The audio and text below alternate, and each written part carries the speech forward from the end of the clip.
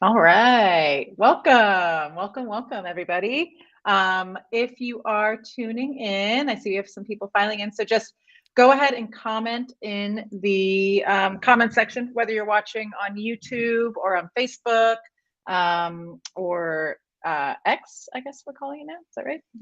I don't call it that. I think we're live there as well. Although the restream icon is still a bird. So yeah, Mm. we're all coming around to all this. Anyway, so yeah, let us know you're watching. Say hi, where you're watching from, all of that. We're here for our GoWP Experts live stream today with Joe Casabona. He is our podcasting and automations expert. So if you came here with any questions today for Joe, podcast related, automations related, anything like that, go ahead and you can throw that in the chat as well. And we may not answer that immediately, but we will take note of it and we'll answer it at some point during this live stream. So yeah, to get started, I would just want to say a few quick words about GoWP in case anyone watching isn't familiar with us. At GoWP, we say that we create happiness for digital agencies and help them to become more profitable. So whether you're looking to grow your team with a developer, copywriter, designer, or virtual assistant, or you're interested in outsourcing services like maintenance, content edits, things like that, your care plan, so you can focus on growth and get yourself out of the weeds, we have got you covered. We've also built the digital agency owners community, an active community of more than 2,000 agency owners, where we are live streaming this right now, and we do lots of other fun stuff in there. So if you haven't joined that Facebook group, I'd love for you to head on over and join, and I'll put the link in the comments right after I'm done talking. And if you're interested or have questions about partnering with GoWP to help you grow your agency, feel free to reach out, please. My name is Emily. Email emily@gowp.com. You can go to gowp.com and reach out to us there, and we'd love to have that conversation. So yeah, today we are here with Joe Casabona. He is our know-it-all on podcast and automation. He's really got all of the information. I think if you've ever been on one of our happiness hour calls with him or on one of these past live streams, you've seen it in action, so you know what we're talking about. So I'm going to hand it on over to Joe. Thanks so much, Emily. Don't let my family hear you call me a know-it-all for any reason. I meant it in the best of Yeah. Oh, yeah, no, they'll be like, "Joe doesn't need that kind of inflation of his yeah. ego." Yeah, thanks for having me. I'm really excited. It's been a while. It's been like a wild summer for me. We went to like Bethany Beach and then Lake George, and it was fun and very exhausting. And then I just got home yesterday from a mastermind with a bunch of friends in Scranton where I graduated. I was very happy that they chose that Wonderful. location, so it was very nice. Nice. That's great. It's nice. Yeah, it feels like summer's kind of, it feels like it or it is. Either way, it is Yeah. winding down, school starting back up, all of that. So yeah, it's everybody getting back to work these days. So it sounds good that you had some nice vacation time. Yes, yes. So, but I am excited to talk about podcast production process, podcast workflows. So, I will open up my screen here, share my screen. I do want to check. Great. Okay, cool. So, I trust that everybody could see this page and that it's fairly legible and that it is facing the right direction. I turned mirroring off because I was mirroring in another place. So if there are any issues, let me know. Sadly, with like the way this works, I can only see my browser window, so I think Emily might have to like yell at me. But if everything looks good, great. So I about 2 or 3 months ago, I started this website called Podcast Workflows because I wanted to do deep dives into how other people were producing their podcast. And this was an educational exercise for me because when you do something for a long time, it could you could get complacent in it, which stifles growth and innovation. So, and I want my podcast to keep growing, but it also helps me give other perspectives to my clients, students, and potential clients and students for what's possible, right? I don't want everybody thinking that the only type of podcast possible is a interview show where you interview people who are like you. So I started this website for that reason. You can check out the articles and sign up for the newsletter over at podcastworkflows.com. And I thought today that I would talk about each of these a little bit to highlight something that they're doing that's really interesting. and then mention how it's affected my podcast production process. And of course, if you have any questions along the way, feel free to ask them, and I'll answer them in little chunks where we're not getting that repeating effect on the screen. That's like nauseating to me. Okay, so the first one I did was a podcast called Trailer Park. They talk about podcast trailers.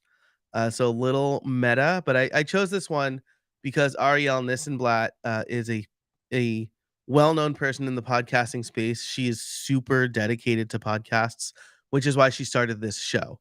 And so the big takeaways for me and for the readers here are this is a really niche podcast, right?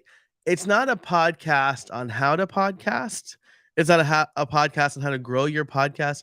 It's a podcast specifically about podcast trailers. And so the takeaway here is your niche, uh, you can almost never go too narrow, right? Um, I mean, never is a word I try to avoid, but if you think it's too niche, it's probably not. And so it takes them about 10 hours to produce one episode. It's Ariel and Tim Villegas, who is her co-host, and these are maybe 10 or 15-minute episodes. And they play the full trailer, which is usually 2 to 3 minutes, and then they do a breakdown on it. What was really interesting about this is they hit 10,000 downloads in 6 months. And that's a lot, especially for a really niche podcast. But that's a lot for any podcaster. And so my focus on this breakdown was, what did they do? How did they get to that point, right? And one of the things they did was direct outreach a lot, right? So I knew about this show before it launched because Ariel was on my newsletter, on my mailing list, and reached out and mentioned it, asked if I could talk about it in my newsletter or on my podcast. And Ariel's built this network of podcasters and podcast adjacent folks. And when the show came out, or right before the show came out, she made sure to tell everybody she possibly knew about it. So I think the big takeaway from this and how it can affect your podcast process and my podcast process is tweeting or zeeting, well, whatever it's called now, posting on social media is not a great strategy to drive traffic to your own sites and projects. Direct outreach is still the best way, right? So they do the social media thing. This is how Ariel built up her following, by posting interesting things on social media, and build that social capital, right? So I'm not saying it's bad. I'm saying it's not the best way to drive traffic to your thing. So, social media shares are fine, but they're not a growth strategy. Identify other people that align with your show's mission and ask them to share, right? And so, again, if we're putting this in the podcast process, you can do this pre-launch, or if you're post-launch, like me for almost all of my shows, then you can maybe pick an interesting episode, maybe like a Nexus episode that's coming up, and share and say, "Hey, I have this episode coming out. I think it's going to be really good. I'd love if you could share it with your audience." And if you do a weekly podcast, maybe pick one a month and identify people who focus kind of closely on that episode, right? So, like, I had Tim Stoddart on the show a few weeks ago. He is the full owner of Copy Blogger now, and he just kind of told his story. And I usually don't do that sort of thing. I really like the actionable advice stuff, and he gave plenty of that. But I thought that might be a good, doing direct outreach to people who have followed the story of Copy Blogger, right? They were a big name in the WordPress space for a long time, and obviously Brian Clark is still well known in the WordPress space. But that might be a slightly different audience from this week's guest, which is Deidre Shen, who's the founder of CapShow, an AI repurposing tool for podcasters. So identify good audiences for whatever you want to promote, whether it's the show or a specific episode, and do direct outreach. And again, you could do that pre-launch, or you can do it um, on a per episode basis. Uh, this is Christina Nicholson. She's the media maven. She has an agency that helps you get earned media, which is you're not paying for it. Um, it's usually, news outlets that want to have you on because you're an expert, and so she does pitching and helps people pitch better. Her process has slightly changed from the time I wrote this, but I really liked this because there's a couple of things that you could take away from the workflow. One is that it's okay to change your format and experiment with different formats. Christina started her show as an interview show, like most people who started like pre-lore in 2014. I think she started before that. Oh no, she started 2018. So just kidding. We can ignore what I just said there. Um, that is a common format though. So, um, gosh, she's been around a long time, and I really thought her podcast was. I mean, I guess it's like 7 or 5, 6 years at this point. Anyway, it started off as an interview show. Then she started to sprinkle in solo shows. She had a mini series called Three Things on Thursday. And now the show is just her doing advice about 15 minutes or so. Feels very like blog post repurposed, but delivered really well. I should say the subject matter feels that way. The episode doesn't just feel like she is blankly reading a blog post. And what she was doing for a while, because she was experimenting with YouTube, was recording these episodes as YouTube videos, editing them as YouTube videos, and then releasing the podcast audio, which means that it only takes her about 30 minutes to produce one episode. She picks the topic, she outlines it. The topic is in her niche, so she's already an expert on it. She doesn't need to do a lot of deep research. She's pulling from her own experience.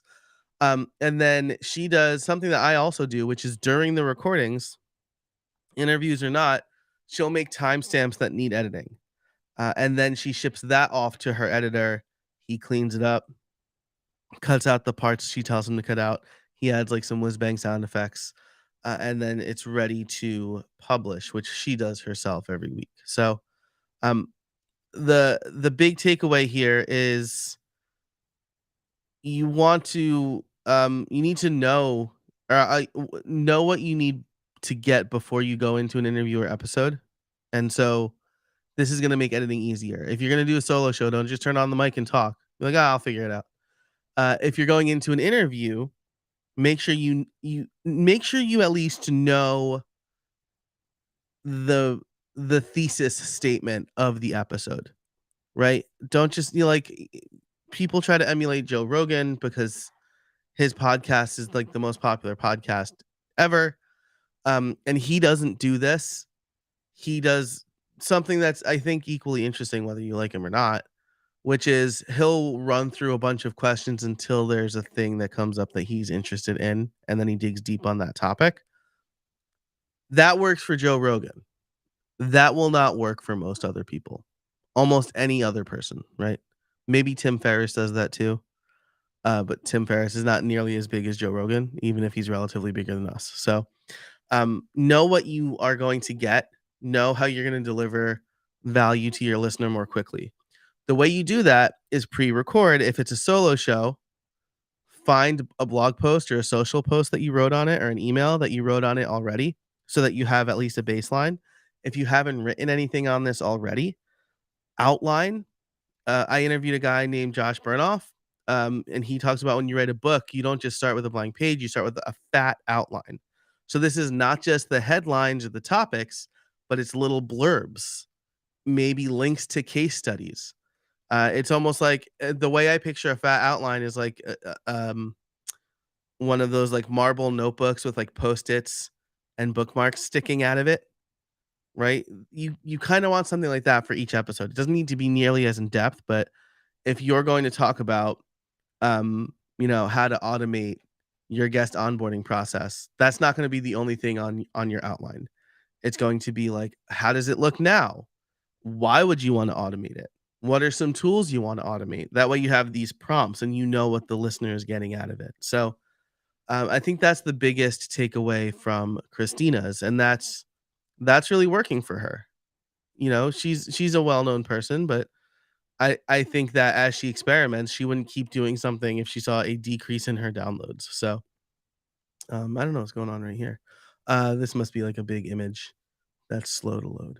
Um, so, experiment with your format, know the goals of the episodes, and then she uses her podcast for lead gen. That's like a drum I beat all the time. So I'll just take a quick wow. Fat outline or Matt Medeiros coming in with the hard-hitting questions as usual. Aren't you someplace right now, Matt? Aren't you? You're not like at Podcast Movement or WordCamp US? Um, so I would say it is a thick outline that is also cool. So it's both fat and fat. Okay. Don't worry, yours is coming up. Is that why you're here? Yours is coming up. Um, Jay Klaus was one of the most in-depth breakdowns I did. And his is so different, which is why I took a big swing and said he's taking the Walt Disney approach to his podcast, which he said he's never been compared to Walt Disney before. And I think that's something everybody deserves at some point in their life. So the reason I call him that is because he's doing what, if he's not the first, he is one of the earliest to take a YouTube first approach to his show. So I'll quickly explain what he does, and then I'll talk about what we can learn from that. He essentially has two editors for his show, an audio engineer and then a video editor. He records everything for video first, to the point that they spend a lot of time on the first 90 seconds of the video because they know how important that is for YouTube, but they also want to be able to pop that off and make it its own standalone clip that they can share on social media. So it's almost like a cold open and a trailer for the episode all in one. And they edit for that. So he'll do that. He'll send his video to his editor. They'll work on it a little bit, and then they will pull the audio out of, I'm sorry, my New York accent just came out there for a minute. They'll pull the audio out of the video, process that, prep it for dynamic ads, and then upload that to their host. And then they'll upload the YouTube video to YouTube. The other thing they do is slightly modify that video for upload to Spotify, because they don't have ad breaks on YouTube, but Spotify has Megaphone integrated, and so the dynamic ads that make it to his podcast can also make it into the video. So he's actually essentially creating 3 versions of the same podcast. So what is he how is he doing this? First of all, he's investing in it. I think that's one of the reasons that I refer to him as Walt Disney, because I did ask him. For video, the juice is not worth the squeeze right now. The bet is that the juice will be worth the squeeze eventually. It reminds me a lot of how Walt insisted, as soon as like Technicolor technology came out, he insisted that all of their animated work be in color. And when he got pushback from animators and other stakeholders in the company saying, why no one has a color TV yet, he said eventually they will, and we're going to have to go back and colorize everything. So he made a bet that people will have color TVs, and then they wouldn't have to go back later and recolor everything. They front loaded the cost, right? So Jay's doing a similar bet. Oh, I tell that very story here.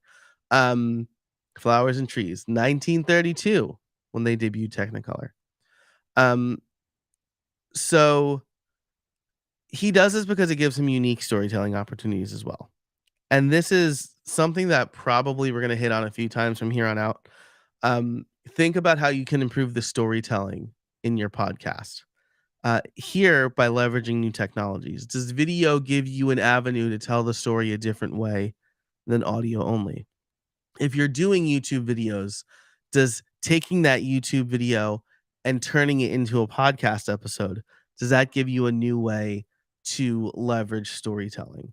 I think we need to be very mindful of the story that we want to tell, which goes back to Christina doing her outlines, why I'm recommending an outline, because you want to tell a story.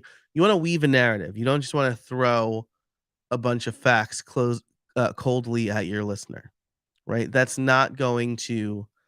Um, that's not gonna cut it for most people.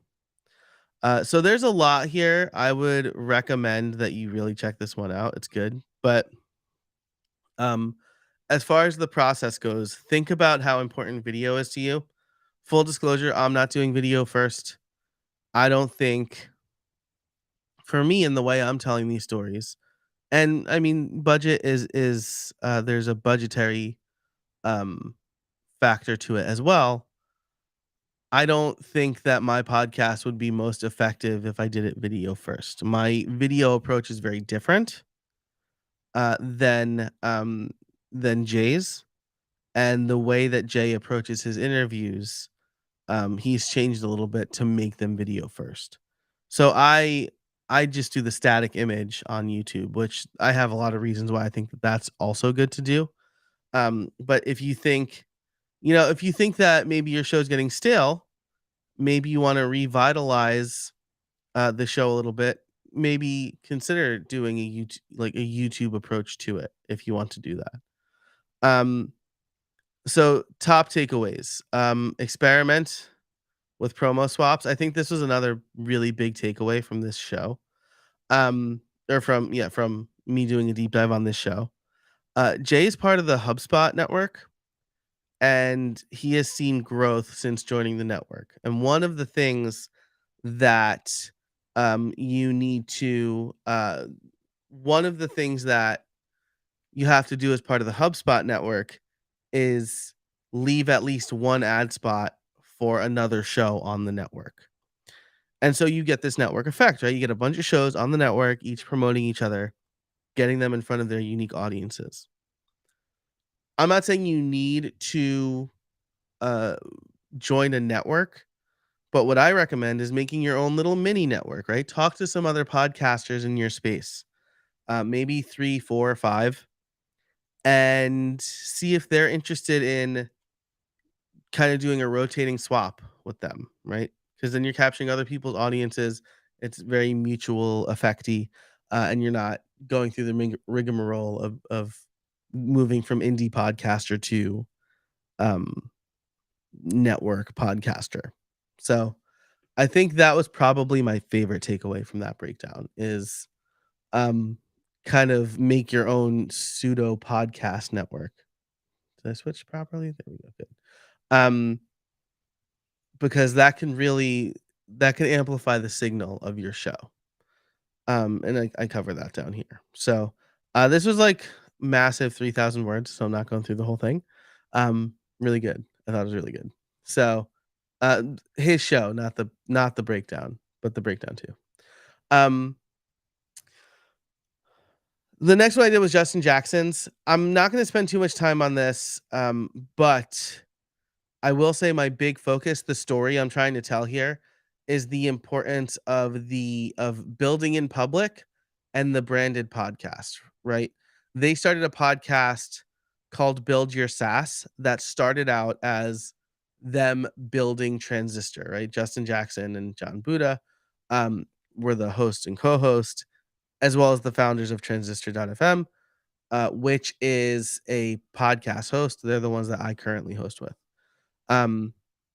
So they wanted to chronicle their journey, which is cool, right? Because I say it here, when we see the Olympic gold medalist or the World Cup winning soccer team or football team, um, we don't see all of the work. We see how elite they are, but we don't see the work. We see the glory, right? When Aaron Judge hits a home run, we don't see that he actually hired his own hitting coach. I got to leave it there. Otherwise, I'm going to go on a rant about the Yankees. But he hired his own hitting coach to help him. And so it was really cool seeing the a company that was like a little bit aware of that and building a podcast where they were building in public. Now, since the company launched, they've been doing more interviews with other founders, right? And I like that they pivoted here because they could have just shut it down, marked it complete. Hey, we did our thing. We're great. But there are a few benefits to this approach, right? One is a little research is needed. You're talking about what you're doing and you're talking about things you're already researching. So that's if you want to have a podcast and you're not sure, you don't want to create more work for yourself, talk about work you're already doing. This is going to help you establish expertise in that field as well. They streamlined the post-production and show notes. We can kind of skip over that. You can read it there, but I want to talk about this because they also invented a new revenue stream for themselves. They decided, hey, we'll just throw a membership on here. I think it was Patreon. We'll just throw a membership on here if people like what they're doing. And so at one point, they were making $400 a month talking about how they were building their company. So they were, if it's 400 a month times 12, I should be able to do that math, right? We're looking at $4,800. I definitely should have been able to do that math. You're looking at like an extra $5,000 a year, an extra 4,500 after fees or whatever. That's when you're early stage, especially, right? Like if you're bootstrapped and you're not taking VC money or whatever, that can go a long way. So it's cool that they were building in public, documenting their journey, and they turned it into a revenue stream. And then this also allowed them to repurpose, take that content and turn it into blog posts and tweets, and video clips and a newsletter. So don't underestimate the power of that either. You can get a dozen or so pieces of content from a podcast, maybe dozens, right? If you're taking several different clips. So again, relating this back to podcast process, this is going to reduce the amount of research you need to do. Even if you already have a show right now, your show is probably in a niche that's hopefully somehow related to what you do. Try a couple of solo episodes where you talk about what you're doing and see how that goes for you. Okay, so this one's my favorite. I'm going to talk about, you know what? Actually, I'm going to save this one, right? And I'm going to go to breaking down the breakdown first because this is another branded podcast. Shout out to Matt, who might still be here. Maybe he left. Man, posted in the chat, the Yankees are terrible. Matt, I know that now. God, now you gotta upset me. I was gonna give him a shout out. Thanks for taking the time to do the interview process with me on this one. Now he's just smack talking. Red Sox aren't making it either to the playoffs. They're like, we're just hanging out at the bottom of the AL East. Anyway, thanks, Matt. Triggered now. No, this was really fun because this is relatively new. And so we, in the same vein as Build Your Stash, right, we get to see this early stage and how it's going and how it's going to evolve. It also gave me the opportunity to quote Batman, right? You either die a hero or you live long enough to see yourself become the villain. Matt has been podcasting for so long that he's basically tried every format. And so this foray into into breakdown, I keep wanting to call it the breakdown. I think it's just called breakdown. Matt, you can correct me on that if you'd like. But it's a branded podcast for Gravity Forms. And the format's really interesting because I think the takeaways here are no matter how many downloads you get, it's an integral part of your overall content strategy, right? When they do a podcast episode, it's 3 segments, right? It's kind of what's going on in Gravity Forms, what updates are rolling out, things coming down the pike, and then they have an interview with someone from the community. And how they're using gravity forms. So this is great, right? Because you're getting like the press release, you're getting the build in public stuff, and you're getting a case study. So if you're a brand, you've got 3 segments that you can turn into long form blog posts. And case studies are huge, right? And people, the community members who come on the show are happy to talk about what they're doing, right? Because they're going on a podcast that's going to amplify them. And then Gravity Forms is getting actual use cases. So, um, I think this is really good, and I wanna say, Matt believes it's really important for Gravity Forms and other brands to have this podcast because it does these 3 things, right? It raises brand awareness, it creates long form content, and it aids in retention. It helps people stay on Gravity Forms content longer. So I kind of break down all of this, but um, long form content retains users. It's not as ephemeral as say TikTok or Twitter or Instagram Reels. And so I really like this. I want to take a moment to drive home the point that even if you're a company or a brand, having a podcast could be um, integral to your content strategy. Even if it doesn't get a lot of downloads, it is creating a lot of content sawdust, if you will. And I think the as far as the process goes, early days are experimental. When I spoke to Matt, he was trying they were trying a bunch of things. They were maybe bringing in a new editor to talk up to help move the story along with audio cues and clues. And so taking the opportunity to experiment, especially early days, can really shape your show and grow your show. Be open to experiments. So that is breakdown with Matt Madero. So if you have any specific questions, you can ask Matt. Matt might have left now that I made fun of him. Um, and the Red Sox. Um, but I check. I mean, I would also say like check out all of these shows, but check out Breakdown. Right, this is a WordPress centric podcast, and so really interesting what they're doing over there. And then the last uh, public breakdown I've done. I'm working on my next one. Is History Daily. This was like a massive 3,500 words, and I spent a lot of time here because I think this show does a lot of things right. And yes, it is distributed by Wondery, which is owned by Amazon.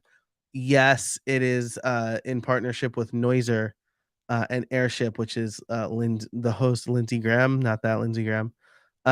That's his audio production company. So they've got a lot of manpower behind it, but it really, I think, is a great example of a lot of things going well. So first of all, um, I start this blog post with a story. So I'm gonna try to do it in the style of Lindsey Graham, right? Because this is kind of what he does. It's a typical Thursday morning, and 6-year-old Teresa is in the car on her way to school when her father turns on a new podcast. Her father is always listening to boring podcasts. But this one's different. It tells a harrowing tale of 2 men racing to the North Pole for the first time without modern technology. Teresa is hooked. She hangs on every word, reserving any questions she has until the end so that she doesn't miss a second. The next day, she listens too, and the day after that. In fact, she doesn't miss an episode. The show is called History Daily. It's an important part of Teresa's morning routine, and it begins to shape the way she perceives audio content on April 6th, 2023. This is how Lindsey Graham starts all of these episodes. It is a daily history it's a This Day in History podcast. This is something that he could coldly deliver as a page a day podcast, right? He could say, "Hey everybody, it is August 22nd and on this day in 1962, the then French president Charles de Gaulle survived an assassination attempt." That's super boring though, right? So he does a lot of things right here. He and his team do a lot of things right. This is deeply researched. I want to dive into the storytelling part because it is the heart of this. He gets a 15-minute episode out of a single event, and it's because he does a lot of things really well here. Each episode opens with an in-depth description of a character who is often named and always related to the historical event. In the execution of Thomas More, it was Thomas More himself. He was the main character in this story. But in an episode called The Deadliest Day of Northern Ireland's Troubles, the main character was an innocent bystander who was in Ireland during the Troubles. And then these stories are also told in present tense, right? So it's putting us there now. And he does this because it gives us an emotional connection to the story, which means we want to keep listening. So that's the cold open. He creates a character we can relate to. The initial character creates some sort of tension, and he opens a curiosity loop. Um, he's also filling out the details of the world around us, right? So, like, he talks about in one episode a disgusting smell that drifts to the main character's nostrils, right? Um, the stench is horrendous. You're weaving a story there. This is something that feels harder in a non-narrative podcast, I guess I'll say, right? Like, it doesn't feel like you can do this with an interview or a solo episode where you're teaching something, but you can, right? And so the other thing, and this is obvious from their transcripts, is it's a 3-act podcast, right? If you look at the three act framework of a story, right? You've got the beginning, right, where it introduces the character. We've got a conflict, um, and that's also in act 1. We have the rising action and the climax in act 2, and then in act 3 we have, not in this case, but we have an ending of some sort that closes all of the loops at the end. So as you think about how to structure a podcast that you want to be interesting for people, think about that 3-act story, right? This is deeply researched. Obviously, they're finding people who may not be obvious worth mentions in the story, but he's obviously doing something right. History Daily was number 11 at the time I took this screenshot in the history podcasts. American History Tellers and American Scandal are also Lindsey Graham's podcasts. So thinking about that, I think, is really helpful. This is maybe the thing that's affected. Oh, Matt's still here. Thanks, Matt. This is the thing that I think has affected my process the most. I've been thinking about how to incorporate storytelling more into my interviews. And so something I've been trying lately is, instead of just generating a questions doc for me and my guest, I generate a document with 3 headlines: Act 1, Act 2, and Act 3. And that's how I want to frame the interview. The way I'm doing it this way is because, or the reason I'm doing it this way, and my next breakdown is going to be about my friend Yang Su Chung's podcast, First Class Founders. But he essentially has a producer for his show that sits down with the guest and elicits all of the answers like sound clips, like sound clip style. So Yongsu is not necessarily having the conversation. Someone else is getting the answers for him. He'll come in at the end. From what I understand, I'm actually recording with him right after this in like 20 minutes. So I guess subscribe to my newsletter to find out. But from what I understand, like, his producer asks a bunch of questions to get the recorded answers. And then Yongsu comes in at the end and has a conversation. And then they build a story, right? I don't want, first of all, I want to produce my own podcast. I don't edit, but I want to produce it. And I personally don't have the bandwidth, budget or time wise, to do something like that. So I'm trying to do it on the front end. So I sit down with the guest.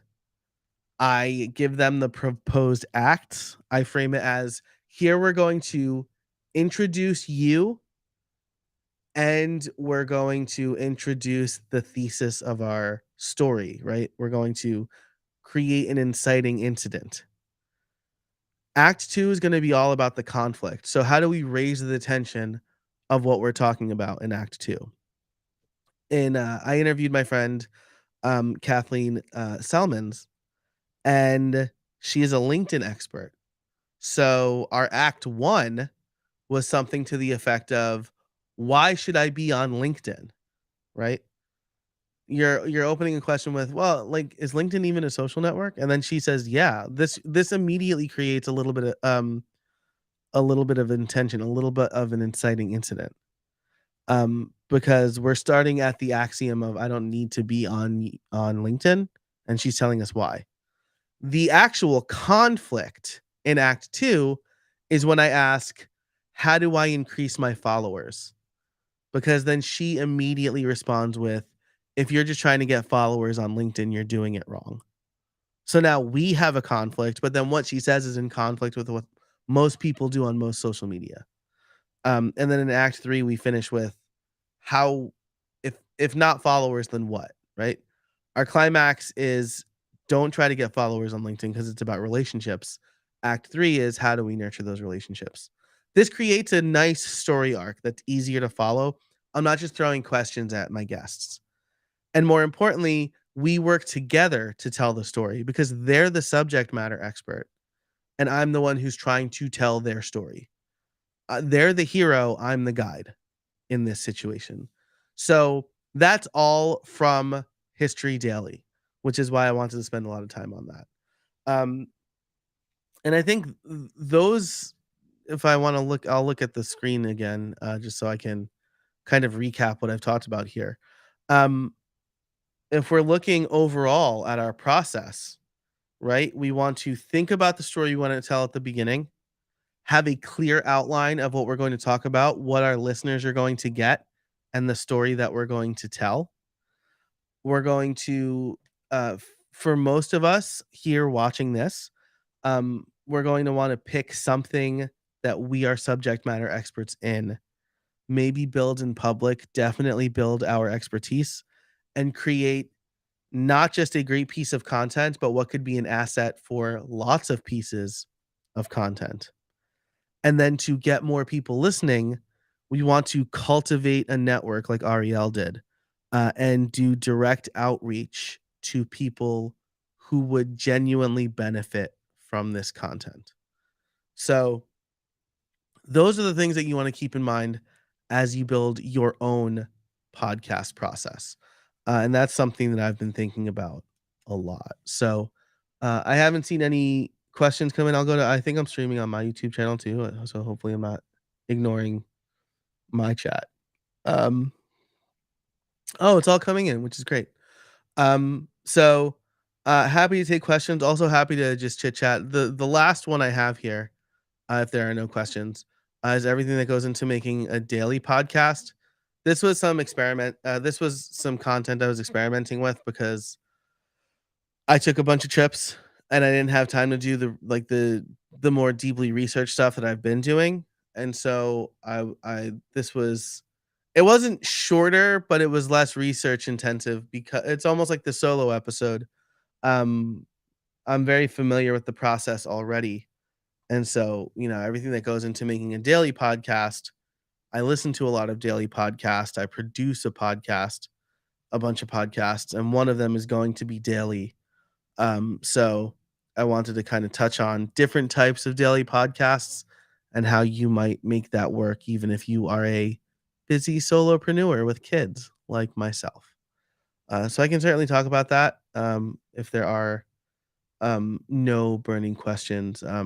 I haven't seen any come in. Emily, I don't know if there's another place where I don't know if like Facebook or you know what, LinkedIn, I don't think comes in. So let me double check that there are no questions on LinkedIn. Sorry if you're watching on LinkedIn and I ignored you. Um, cool. Just reactions, no questions. All right, cool. So I will spend the last bit of time here talking about what goes into a daily podcast, why you might want one, and how you can make it work even if you are a busy person. So, the first thing I do here in this article is define a daily podcast because I think some people have questions around that. Is it literally every day? Some are. I think the Daily Dad is every day. Or the Daily Stoic is every day. Maybe the Daily Dad takes Sundays off. That's what I said here. Those are both Ryan Holiday podcasts, and they're mostly solos, but they have some episodes. History Daily and The Bulwark are both Monday through Friday. History Daily does do a podcast swap on Saturdays, which I think is really interesting. They call it the Saturday Matinee, and they highlight a different podcast, different history podcast. But Graham still follows the tell the story sort of thing, which I think is really cool. So for all intents and purposes, I'm going to say a daily podcast runs Monday through Friday. Take the weekends off. There are several different formats to the shows I cover here. The Daily Stoic is usually less than 8 minutes, but they have a long episode on Wednesdays. So there are actually 2 episodes on Wednesdays, the Daily Tip and the full interview. The Daily Dad is less than 5 minutes usually. Actually, it's really like less than 3, but the ad is like 2 minutes. It's wild. And that's very like daily affirmations like, hey, parenting is hard. You're doing a great job. Or hey, a messy house is a lived house, right? If you're worried about having a messy house with kids, don't, because it means that they're having fun. And then they do a longer Saturday episode. I think lately he's been doing conversational ones with his wife. I just think it's always funny that it's like Ryan Holiday and wife, whatever. I don't remember her name. But it's always like she always gets the prefix title of wife, which I think is funny. But both of those shows offer like tips and words of encouragement. History Daily we talked about a lot. The Bulwark is a daily news podcast. So it's host Charlie Sykes, rotating cast of co-hosts. And so while the other shows I've talked about here, like History Daily definitely batches, the Daily Dad and the Daily Stoic definitely batch. The Bulwark doesn't and can't really. Because this is much closer to a radio show, and they're talking about current events in near real time. They'll say things like, we're patiently awaiting, we think the 4th indictment of Donald Trump is coming out today. And like, so they have a time they have to record. And there might be news that they want to cover, but it hasn't happened yet. So they can't really batch these like weeks in advance. So that's something that you want to consider for a daily podcast. Pick the topic of the show and your schedule. In Charlie Sykes' case, the Bulwark is pretty much his full-time job. And so he spends a large portion of the day already commenting on current events. His show makes sense. But Lindsey Graham is doing other stuff. Ryan Holiday surely is doing other stuff. And those shows don't rely on the current events. So if you're going to do this and you're not in the news field, right, where this is your full-time job, I would say pick a short solo format where you can record several episodes at a time. I used to send a twice weekly podcast tips email. I don't send that sequence anymore because it's not necessarily directly aligned with what my newsletter offers now, but that's all really good content. And you better believe I'm going to repurpose that content as the daily episodes for the Podcast Workflows podcast, which is coming back. So you want to pick something that you know well and works for you. And if you're going to create the daily podcast, you need at least one of these, like you need to be deeply passionate about the topic, or you need to be an expert in that topic.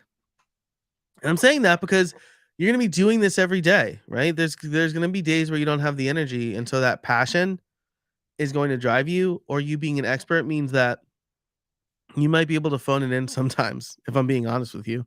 And like, why shouldn't we think about that, right? Terry Gross talked about that, right? She was the longtime host of Fresh Air. She's a veteran in the field and very well respected. And she has talked about how sometimes she'll just zone out while a guest is talking and how she's recovered from that.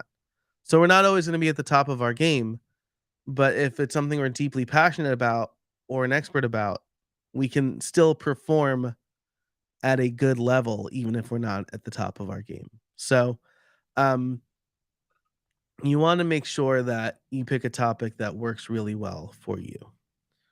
Um that can also I always include like be a resource for you and your business. Um, when it comes to doing a daily podcast, I would say like write down your emails or your ideas as quickly as possible, capture them, look at all of the content you've done before and see what you can repurpose and chunk into shorter episodes. And then consider either scripting or outlining. History Daily is definitely scripted. It has to be. Holidays is probably scripted. I'm saying probably with 99.5% certainty. I just have never asked him, right? I've never heard if it's scripted or not.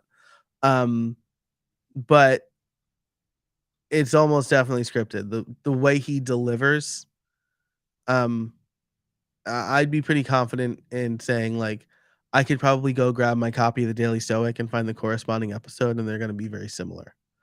The Bulwark is definitely not, but they still have an outline because there's a bunch of prep work. Sykes decides what topics that they're going to go through, unless the guests know ahead of time.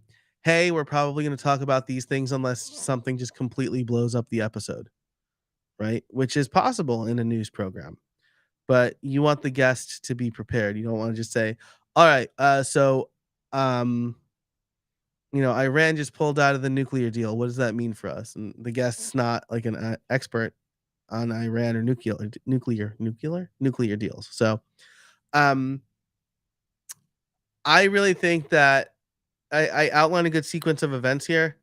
I think short scripts will probably really benefit a daily podcast, especially a shorter one. Then, and here's the coup de grace, right? You want to batch these episodes. I'm batching them. I try to record like 7 to 10 in a row. They're short and punchy. And then when I have like 40, I'll be able to maybe 40 or 50, I'll be able to release those because now I have nearly 2 months of content. Um, I guess Monday through Friday, that's 40 episodes is 2 months, right? Um, so that's something else to consider. I also kind of break down how daily podcasts are monetized, ads, membership, obviously. If you want to look at a bunch of different good monetization strategies, check out History Daily. They do a really good job. So, the big takeaways here, I think, are if you want to start a daily podcast, don't release before you start batching a bunch of episodes. Pick a topic you're really passionate about and see what content you can repurpose. And that's all I've got. I hope that this was good for you. I'm always I'm always worried if questions don't come in. I was either really thorough or I haven't enough to elicit good questions. So. I think it was thorough, Joe. I enjoyed listening to it. I liked the breakdown of all the different podcasts out there that are doing these pretty impressive things. But yeah, we did not get any questions. And so if you have questions and you're still watching, send those in. Joe, where can people access that amazing content that you put together? That is over at podcastworkflows.com.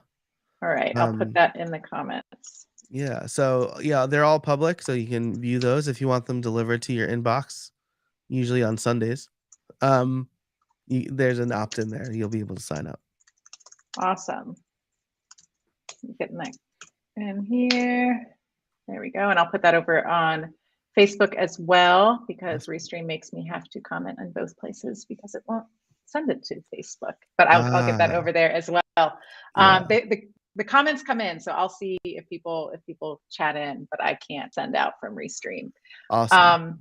But that was great. I loved everything you said about storytelling. I think that's so just on point for this kind of thing. That it at least gives people some guidance on how to craft a podcast, right? It doesn't just have to be an interview format. I know we've talked about that on past live streams we've done with you, and that unless you're Joe Rogan or Tim Ferriss, it's not always the most engaging format for a podcast. Yeah, I think it's like, and I mean, like, Conan needs a friend, right? Like, I mean, he has a podcast too. I think you look at traditional interviews and it feels so natural and fluid and unprepared. And that just tells me that a ton of preparation went into it, Yeah.